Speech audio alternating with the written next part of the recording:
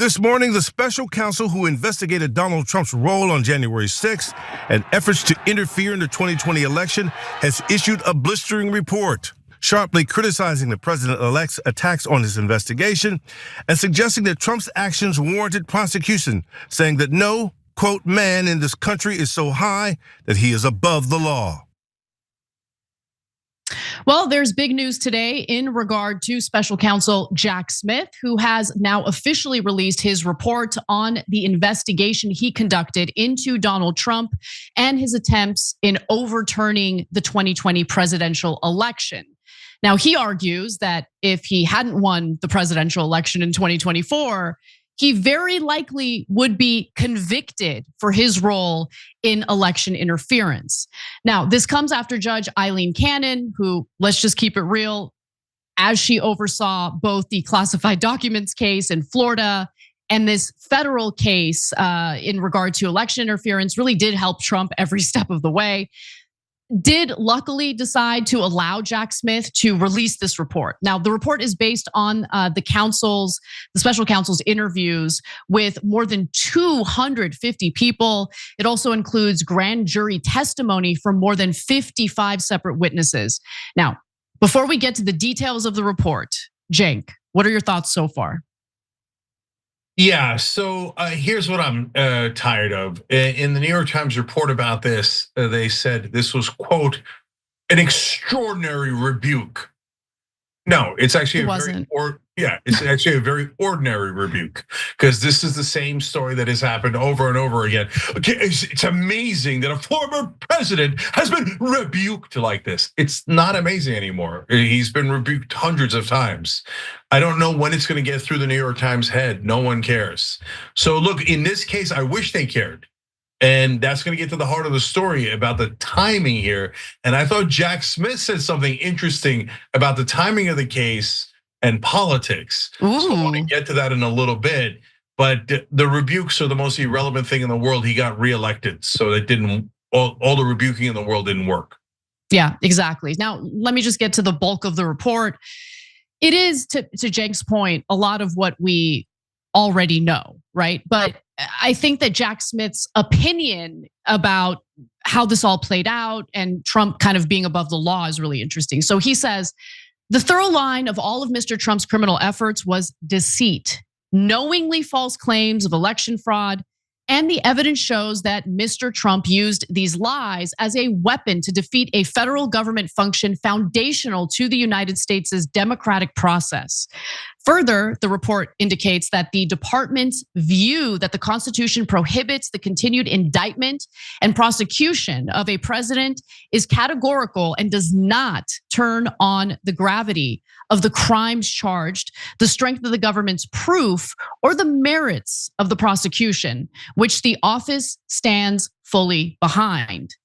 Indeed, but for Mr. Trump's election and imminent return to the presidency, the office assessed that the admissible evidence was sufficient to obtain and sustain a conviction at trial.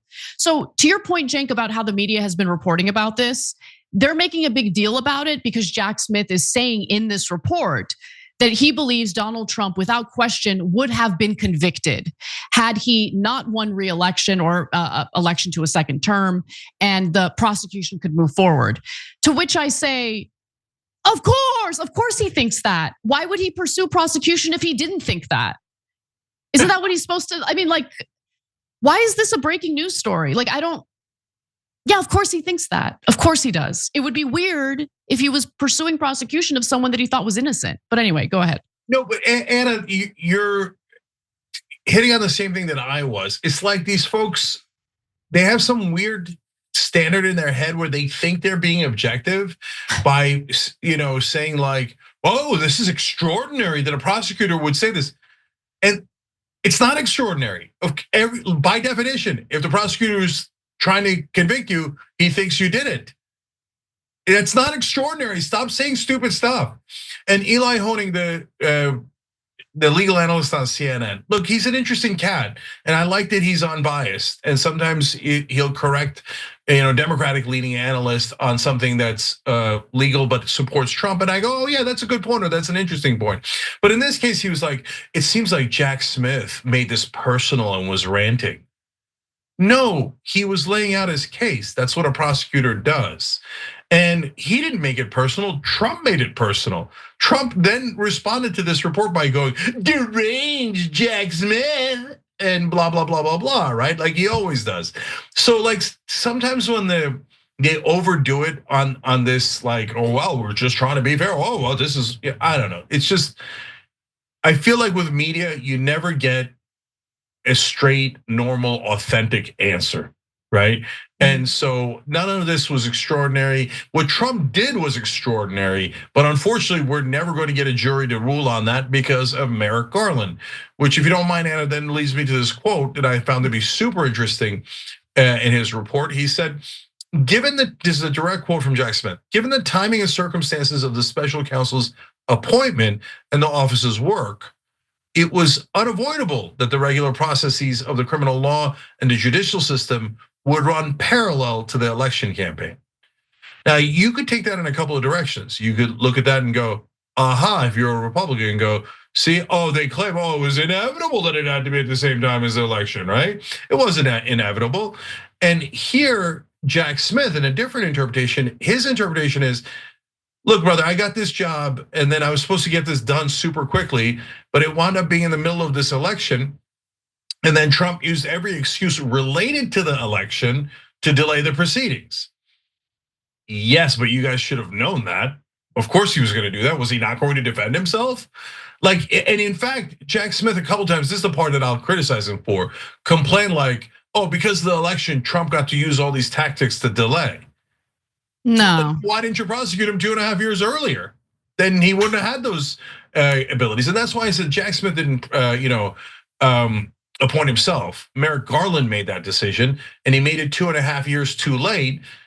I don't know if he wanted it to be in the middle of the election cycle, but I think that's a potentially legitimate argument to make if you're on the right wing or if you're on any wing.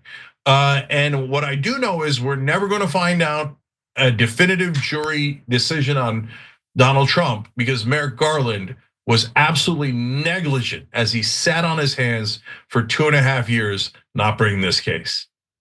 So the final thing that I'll bring up for this story is how hard Donald Trump and his legal team fought to prevent the release of special counsel Jack Smith's report. And I don't know why he even wastes any of his energy or resources on that, because shockingly, Judge Eileen Cannon did allow for the release of this report, despite the protests coming from Trump and his legal team.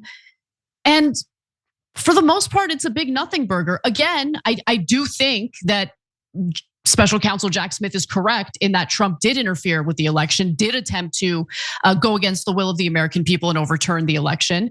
And I think that someone like Trump should face consequences for that. But because of how all this played out and because of the timing, he will not face consequences for it.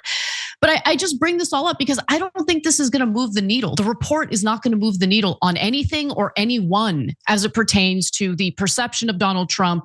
Anyone who might support Donald Trump, they're not going to change their mind based on Jack Smith's report on election interference.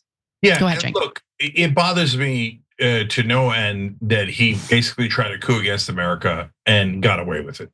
But that being said, this thing's over, guys. The American people had the final word, and they said they didn't mind. I wish that they did mind, and I know half of the country minded, and I wish that was determinative, but it wasn't. We had another election, and the American people said, put him back in the White House, not in prison. The end, whether you like it or not. Thanks for watching the Young Turks. Really appreciate it. Another way to show support is through YouTube memberships. You'll get to interact with us more. There's live chat emojis, badges. You've got emojis of me, Anna, John, JR. So those are super fun. But you also get playback of our exclusive member-only shows and specials right after they air. So all of that, all you gotta do is click that join button right underneath the video. Thank you.